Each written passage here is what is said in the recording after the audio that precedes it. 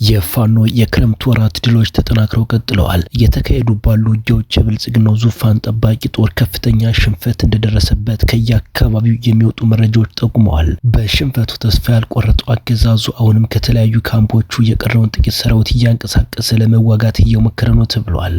በሸዋ ቀጠና እየተደረገ ባለው ውጊያ ክፉኛ የተገረፈው የምርኮኛው ብርሃኑ ጁላ ከአዲስ አበባ ኃይል ጨመርለት መጠየቁ ተሰምቷል። በጎንደርና በወሎ ቤተ አማራ ደግሞ አዳዲስ የውጊያ ግንባሮች ሲከፈቱ በራያ ቀጠናዎች ወታደራዊ ውጥረቱ በከፍተኛ ሁኔታ መጨመሩ ታውቋል። በጎንደር የአየር መቃወሚያው በፋኖ ኃይሎች ሲመታ፣ በወሎ አማራ ከ5 በላይ አውደ ውጊያዎች ቀጥለዋል። ቀዳሚው መረጃችን ነው። አማርኛ የብሔራዊ ቋንቋ አካል እንዲሆን ባቀረቡ ጠንካራ ሀሳቦች ላይ በኦሮሚያ ብልጽግና ትዕዛዝ ገደብ የተጣለ ሲሆን ሀሳቡን ያቀረቡ ተወካዮችና ጸሐፊዎች ጽንፈኞች በሚል ፍረጃ ማስፈራሪያና ዛቻ እየደረሰባቸው እንደሆነ ተገልጿል። የአማራ የብልጽግና አመራሮች በተወካያቸው አማካኝነት ሂደቱ እንዲቋረጥ በማድረግ ደብዳቤ ይዘው መሰወራቸው ታውቋል። ሌላኛው መረጃችን ነው። በባህር ዳር ከተማና አካባቢዋ በሚገኙ የተለያዩ ክፍለ ከተሞች አገዛዙ የጸጥታ ኃይሎች ሰፊ ወታደራዊ አፈሳ ማካሄዳቸው ተገልጿል። ጉዳዩም አሳሳቢ ደረጃ ላይ ደርሷል። ይህንንም በዝርዝር ሰሙታላችሁ። የአዲስ አበባ ከተማ የነዋሪነት መታወቂያ አገልግሎት እስከ 60 ሺህ ብር ድረስ የተሸጠ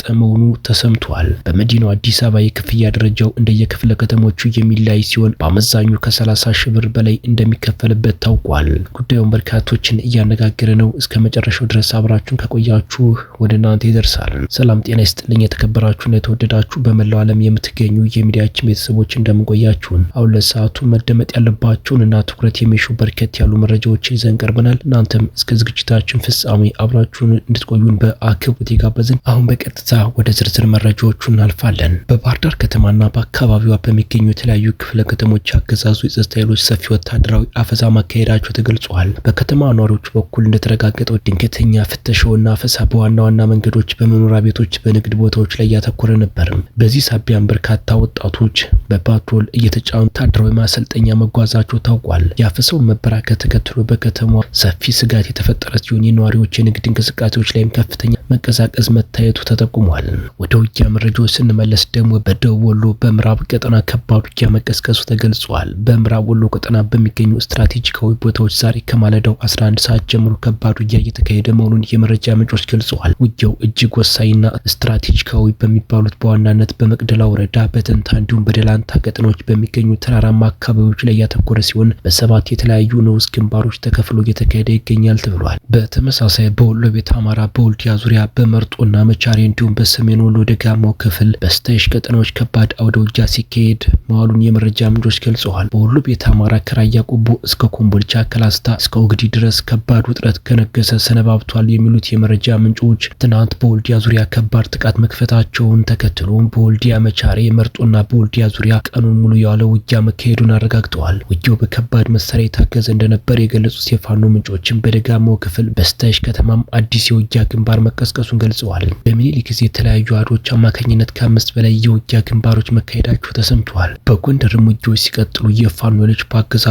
ጦር ላይ በፈጸሙት ማጥቃት የአየር መቃወሚያ ማውደማቸው ተሰምተዋል። በፋኖ ኃይሎችና በአገዛዙ ጦር መካከል የሚካሄደው ውጊያ ተጠናክሮ እንደቀጠለ ነው። በጎንደር ቀጠናዎች በቀጠለው ውጊያ የፋኖ ኃይሎች ከብናት ድንዘዝ ቀበሌ በአይነቱ ለየት ያለ ድል አስመዝግበዋል። እንደ ፋኖ ምንጮች መረጃና 11 ቀን ከጠዋቱ 12 ሰዓት ጀምሮ እስከ ቀኑ 8 ሰዓት በዋለው ከባድ ውጊያ ያገዛዙ የአየር መቃወሚያዎች በፋኖ ወድመዋል የተባለው የጥቁር አንበሳ ክፍለ ጦር የፋኖ ኃይሎች ንጹሃን ወጣቶችንና አርሶ አደሮችን በግድ መከላከያ ትሄዳላችሁ በማለት አፍሶ ከአርባያ ወደ ጎንደር አዘዞ ወታደራዊ ካምፕ አጅቦ ሲጓዝ በነበረ አገዛዙ ጦር ላይ በከፈቱት ማጥቃት በርካታ ሰብአዊ ጉዳት መመዝገቡን ገልጸዋል።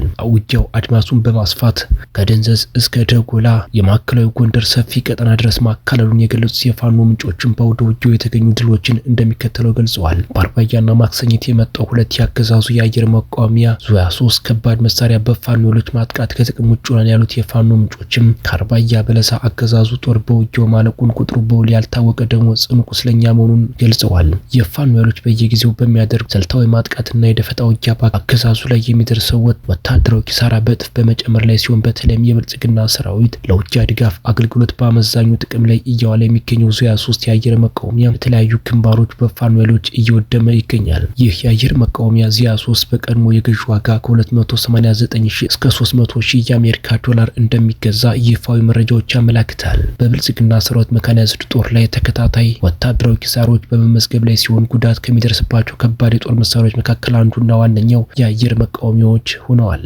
በሸዋ ሙጊዎች ሲቀጥሉ ራሱን አየር ወለድ ኮማንዶ ነኝ ብሎ የሚጠራው የብልጽግና ወንበር ጠባቂ ጥምር ጦር መነሻውን ከአረርቲ ከተማ በተላላኪው ሚኒሻ እየተመራ ወደ ፋኖ ቀጠና እንቅስቃሴ ያደረገ ቢሆንም በነበልባል ክፍለ ጦር ድባቅ መመታቱ ታውቋል። ለከበባ የመጣው የአገዛዙ ኃይል በአፋብኃኝ ሸዋ ጠቅላይ ግዛት አሳምነው እስከ ሰም አንደኛ ኮር ነበልባል ክፍለ ጦር በደፈጣ ውጊያ መመታቱን የኮሩ ህዝብ ግንኙነት አስታውቋል። ክፉኛ የተመታው የአገዛዙ ኃይል መውጫ ቀዳዳ በማጣት ሽፋን እንዲደረግለት ጠይቆ ዙ 23 ታግሶ ከባልጭ ወደ ክርስቶስ ሳመራ ያቀናው አባዳሌ በተባለ ቦታ በተዘጋጀለ ቦታ ገብቶ ተናዳፊዎቹ ፋኖ በተወሰደበት የደፈጣ እርምጃ ክፉኛ መመታቱ ተረጋግጧል።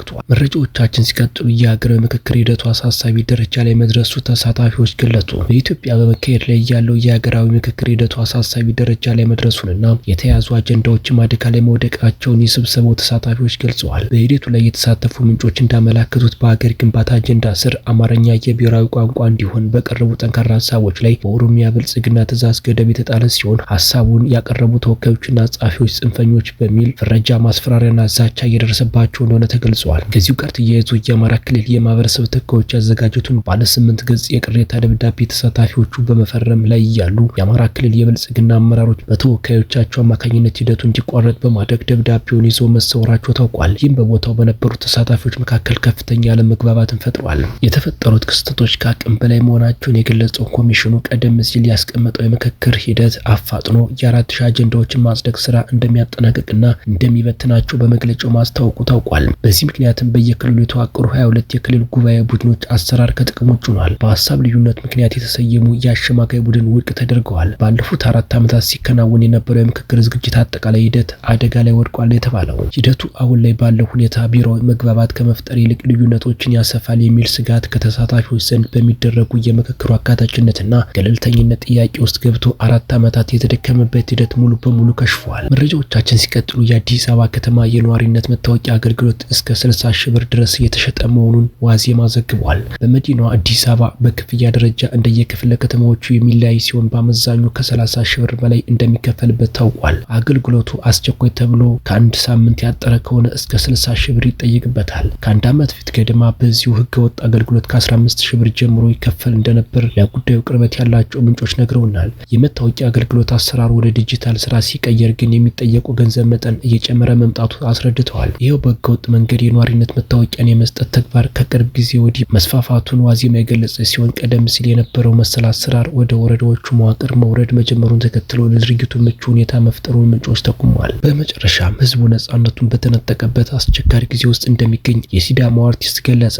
ታዋቂው አርቲስት ሹመሎ ሸንዴ በማህበራዊ ሚዲያ ገጻቸው ባስተላለፉት መልእክት ህዝቡ ነጻነቱን በተነጠቀበት አስቸጋሪ ጊዜ ውስጥ እንደሚገኝ ገልጸው አርቲስቱ ባሰፈሩት አጭር ጽሑፍ ህዝቡ ነጻነቱን የተነጠቀበት ክፉና ጨካኝ ጊዜ ውስጥ ነው ያለነው፣ ምናልባትም ያጠፋነው ነገር ካለ ማረን እንበል በማለት ያለውን ሁኔታ አብራርቷል። የተወደዳችሁና የተከበራችሁ በመላው ዓለም የምትገኙ የሚዲያችን ቤተሰቦች ለሰዓቱ ያዝናቸው መረጃዎች እነዚህ ይመስሉ ነበር። እናንተም እስከ ዝግጅታችን ፍጻሜ አብራችሁን ስለቆያችሁ ምስጋናችን ከልብ ነው። በሌላ አዳዲስ ወቅታዊ መረጃ እስከምንገናኝ በያላችሁበት ሁሉ ሰላሙን ተመኘን። ጤና ይስጥልን።